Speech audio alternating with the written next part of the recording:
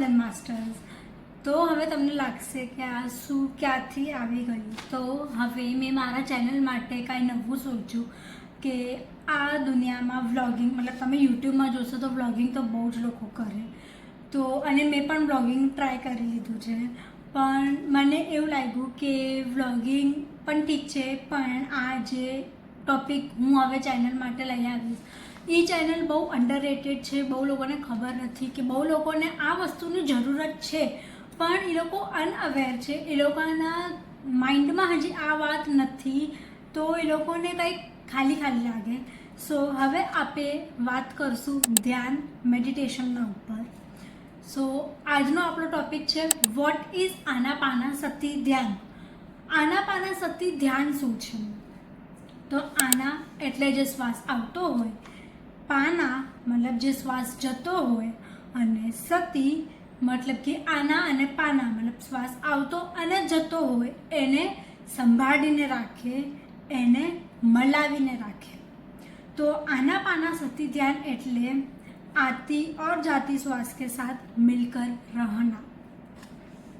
તો હવે ધ્યાન, હવે આપણને બધાને એવું જ લાગે કે ધ્યાન એટલે બહુ મોટી સાયન્ટિફિક છે કે દિમાગ લગાવવું પડે, પણ આપણે લોકો એકચ્યુઅલીમાં જોવા જઈએ તો ધ્યાનમાં કે મેડિટેશનમાં કાંઈ જ નથી. બહુ લોકોને એ ઓલ્ડ સ્કૂલ ટાઈપ લાગે કે બોરિંગ ટાઈપ લાગે. તો ટુ બી ઓનેસ્ટ મને પણ લાગતું હતું કે ધ્યાન બહુ બોરિંગ હોય, મેડિટેશન બહુ બોરિંગ હોય. પણ જ્યારથી મેં પોતે ચાલુ કર્યું, મને આજે 3 વર્ષ થઈ ગયા હું ધ્યાન કરું છું, અને મારી આખી લાઈફ ચેન્જ થઈ ગઈ છે ધ્યાન કરવા પછી. હું ધ્યાન કરવા પહેલાં બહુ અલગ હતી અને ધ્યાન કરવા પછી હું બહુ અલગ થઈ ગઈ છું. તો તમે પણ એકવાર ટ્રાય કરો અને જુઓ કે તમારામાં તમને શું ચેન્જીસ લાગે છે, શું થાય છે. ધ્યાન એટલે શું? ધ્યાન કરવું બહુ જ ઇઝી છે.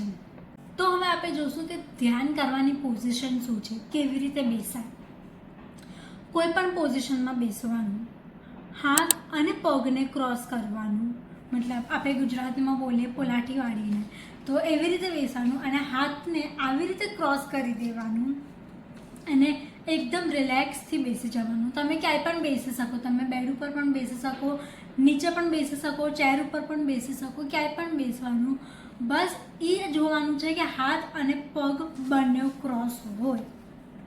શાંતિથી આંખ બંધ કરવાનું અને આપણું આખું ધ્યાન ખાલી આવતી અને જતી શ્વાસ ઉપર રાખવાનું અને આ એરિયા પર આપણું ધ્યાન રાખવાનું. આમાં કોઈ મંત્ર નથી, કોઈ જાપ નથી, કોઈ ભગવાનનું નામ લેવાનું નથી. તમે કયા જાતિના છો, કયા કાસ્ટના છો, એ પણ આપણને આમાં કાંઈ જ મેટર નથી કરતું. બસ આમાં ખાલી તમારું ધ્યાન એટલે કોન્સન્ટ્રેશન હોવું જોઈએ. આપણને ખાલી આપણા શ્વાસની સ્પીડ, કે કેટલા જલ્દી આવે છે, કેટલા જલ્દી જાય છે, કેટલું આરામથી થાય છે, એના ઉપર જ આપણને ધ્યાન રાખવાનું છે. એના ઉપર જ આપણું પૂરું કોન્સન્ટ્રેશન હોવું જોઈએ.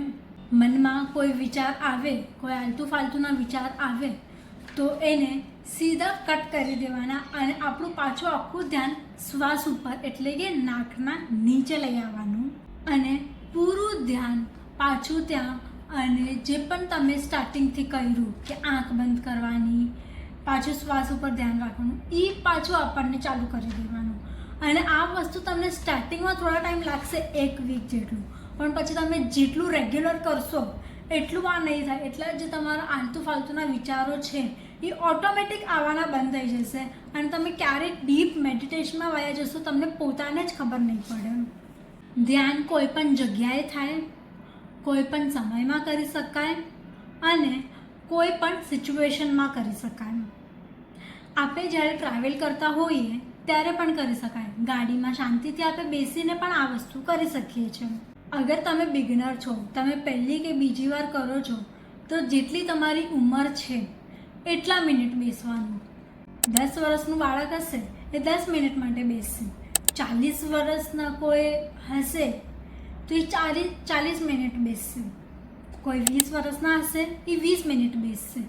તો તમે જેટલા પણ વર્ષના છો એટલા મિનિટ બેસશો તો પણ તમારા માટે બહુ જ વધારે સારું છે. ધ્યાન કરવા માટે ઘર પરિવાર અને સમાજને છોડવાની કોઈ જરૂર નથી. ખાલી તમારા માટે સમય હોવું જોઈએ, અને સમય આજકાલ કોઈના માટે મળતું નથી. આપણને પોતાને નીકાળવું પડે. આ વસ્તુ કરશું તો આના માટે સમય પોતે આપણને મળી જશે. આપણને અલગથી નીકાળવાની પણ જરૂર નહીં પડે. અને આ કામ કરવા માટે, આ વસ્તુ કરવા માટે આપણને કોઈ નોલેજની જરૂરત નથી હોતી. ખાલી આપણને આંખ બંધ કરીને બેસવાનું હોય છે અને તમારું પૂરું ધ્યાન લાગી જશે. અને અગર તમે ક્યારે પણ ટ્રાય કર્યું છે મેડિટેશન પહેલાં અને તમને એવું લાગે કે આ ફાલતુ છે, તો મારા કહેવા પર બસ એકવાર પાછું તમે ટ્રાય કરો, પાછું શરૂઆત કરો, અને આઈ એમ શ્યોર તમને બહુ મજા આવશે. દિલથી કરો. જે પણ તમે કામ કરો છો બધું દિલથી કરો, તમને બહુ મજા આવશે. Trust me. Thank you. આત્મા